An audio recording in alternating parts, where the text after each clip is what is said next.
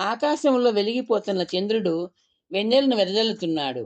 పొదరింట్లో రాలిన పువ్వుల మీద ఉన్న పుల్లల్ని పుడకల్ని ఏరివేసి అవనికి పడుకునే ఏర్పాటు చేశాడు నిధి. చంద్రకిరణాలు పొదరింటి కప్పును చిల్లులు పొడుస్తున్నాయి. చేతిని తలగడగా చేసుకుని నిధి నడుం వాల్చాడు. గుర్రం అతని దగ్గరగా నిలుచుంది. చల్లటి గాలి వీస్తోంది. నిధి అవని వైపు చూశాడు.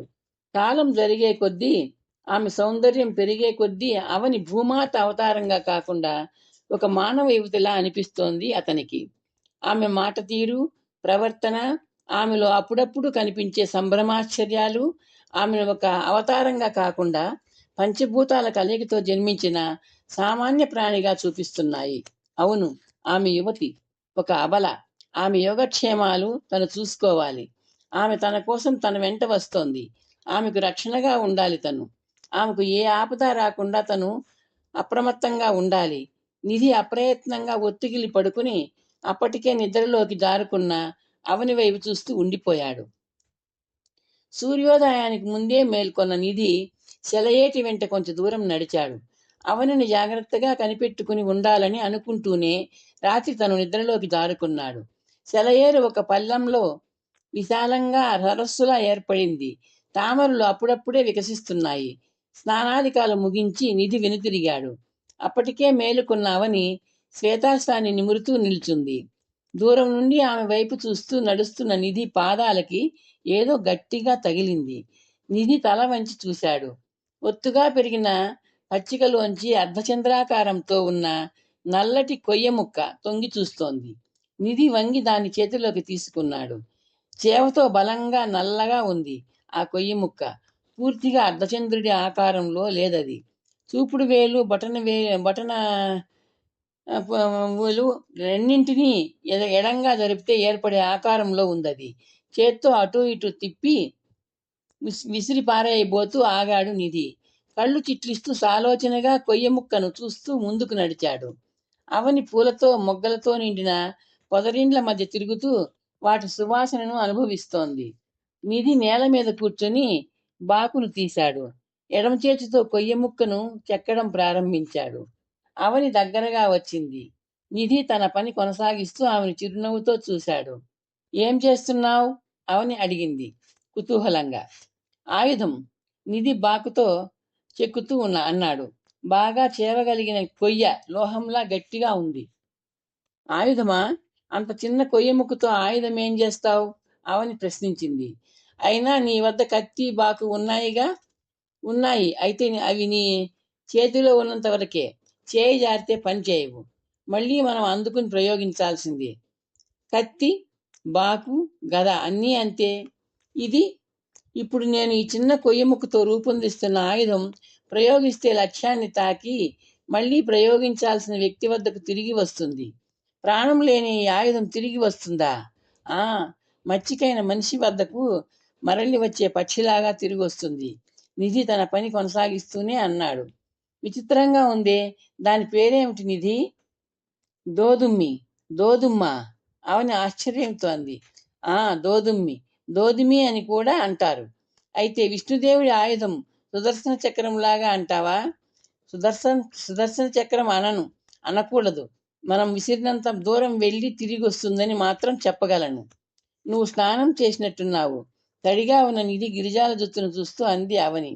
కొంచెం దూరంలో రాళ్ల చాటున సెలయేరు కొలనుగా మారింది. అక్కడ హాయిగా స్నానం చేశాను. కొలనా? అయితే నేను వెళ్ళొస్తాను, అవని ఉత్సాహంగా అంది. నిధి ఆమె వైపు చిరునవ్వుతో చూశాడు. అదిగో నా ఉత్తరీయం, ఉతికి ఆరవేశాను, తీసుకెళ్ళు. అవని పొదరింటి మీదున్న నిధి ఉత్తరీయం అందుకుని సెలయేటి వెంట బయలుదేరింది. నిధి దోదుమ్మికి పదును పెట్టడం ప్రారంభించాడు.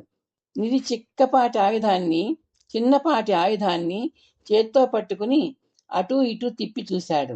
అంచులు పదునెక్కిన లోహం అంచుల్లా ఉన్నాయి. దోదుమ్మి ఆయుధ పరిమాణాన్ని, బరువును పరిశీలిస్తూ చూసి నిధి తృప్తిగా నిట్టూర్చాడు. ముచ్చటగా ఉన్న చిన్న ఆయుధం నిర్దేశిత ప్రమాణాలకు అనుగుణంగా ఉంది. మీద ప్రసరిస్తూ చురుక్కుమంటున్న ఎండ నిధికి కాలాన్ని గుర్తు చేసింది. తలెత్తి చూశాడు. ఎప్పుడో ఉదయించిన సూర్యుడు పైకి ఎగబ్రాకేశాడు. నిధి అప్రయత్నంగా చుట్టూ చూశాడు. వాయు ఉంది, అవని లేదు. సరోవరం వద్ద చాలా సేపటి నుంచి ఉండిపోయినట్టుంది. ఎండ తీవ్రతరం కాకముందే ప్రయాణం సాగించాలి. అవని పరిసరాలను తిలకిస్తూ ఉండిపోయినట్టుంది. నిధి లేచి ఆయుధాలను తీసుకుని కొలన వైపు బయలుదేరాడు. వాయువు అతన్ని అనుసరించసాగింది.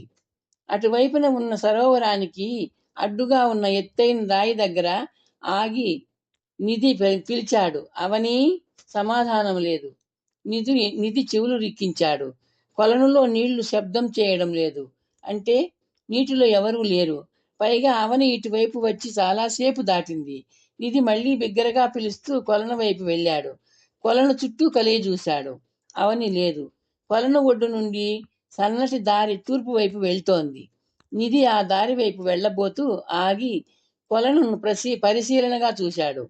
ఏదో వెలితి తన దృష్టిని ఆకర్షించగలిగిందని అతనికి తెలుసు. ఆ కొరత ఏమిటో క్షణంలో తెలిసిపోయింది అతనికి. ఉదయం తాను స్నానానికి వచ్చినప్పుడు వికసించిన తామరల్లో ఒక్కటి కూడా ఇప్పుడు నీటి మీద లేదు.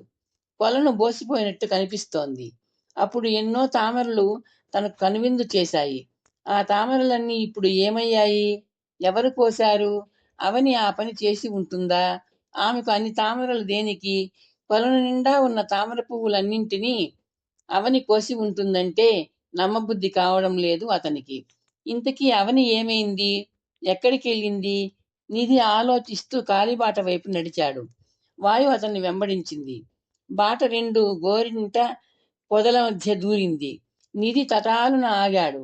ఎడమ వైపున పొదల మీద తన ఉత్తరీయం పడి ఉంది. నిధి గుండె దడదడ కొట్టుకుంది. ఉత్తరీయం చిరిగి ఉంది. దాని మీద రక్తం మరకలు. నిధి సాలోచనగా పరిసరాలను పరికించి చూశాడు. ఎక్కడా ఏ విధమైన అలికిడి లేదు. గోరంట పొద మీద నుండి ఉత్తరీయాన్ని తీసుకొని రక్తం మరకల్ని కాసేపు చూస్తూ ఉండిపోయాడు. అవి రక్తం మరకలే, సందేహం లేదు. అవి అవని నెత్తురు మరకలే అంటూ అయి ఉంటాయి. ఉత్తరీయం ఆమె శరీరం మీద ఉండి ఉంటుంది. నిధిలో ఆలోచనలు సుళ్ళు తిరుగుతున్నాయి. అవనిని ఎవరో బలవంతంగా ఆమె ఇష్టానికి వ్యతిరేకంగా తీసుకెళ్లారు. ఆమె ప్రతిఘటించింది, ఓడిపోయింది.